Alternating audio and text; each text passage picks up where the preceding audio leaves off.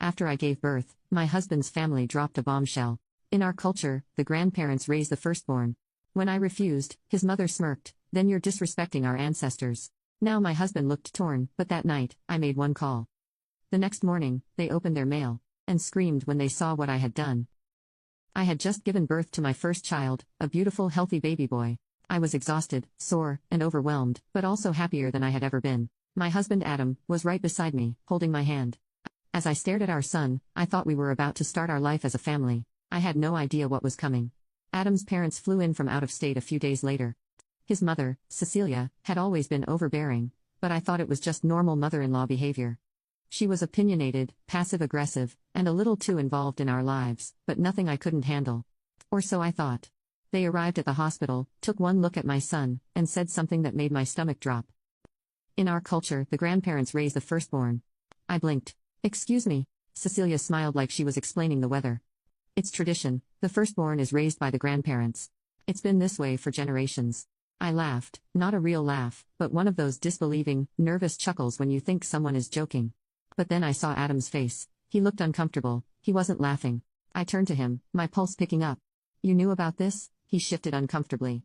"I thought we'd talk about it later." Cecilia clapped her hands together, thrilled. "There's nothing to talk about. We've already started setting up the nursery at our house. He'll be very happy with us." My mouth went dry.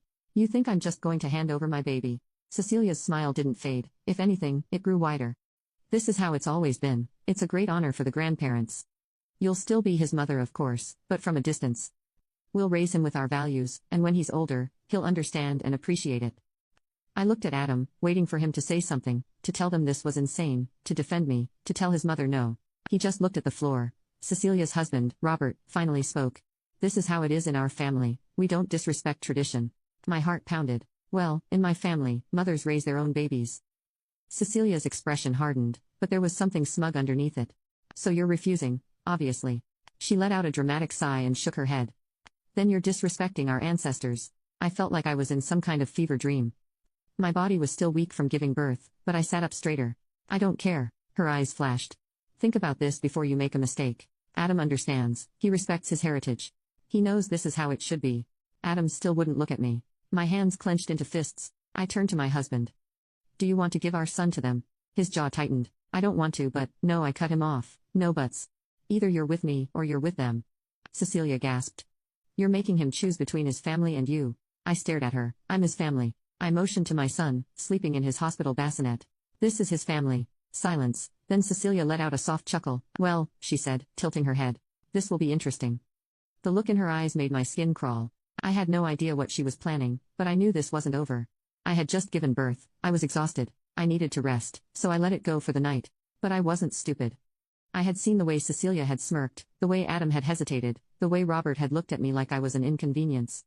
I wasn't going to wait around to see what they tried next. That night, I made a call. The next morning, Cecilia and Robert received something in the mail. The second they opened it, the screaming started almost immediately. I sat in my hospital bed, holding my son, my body still aching. My phone buzzed on the nightstand.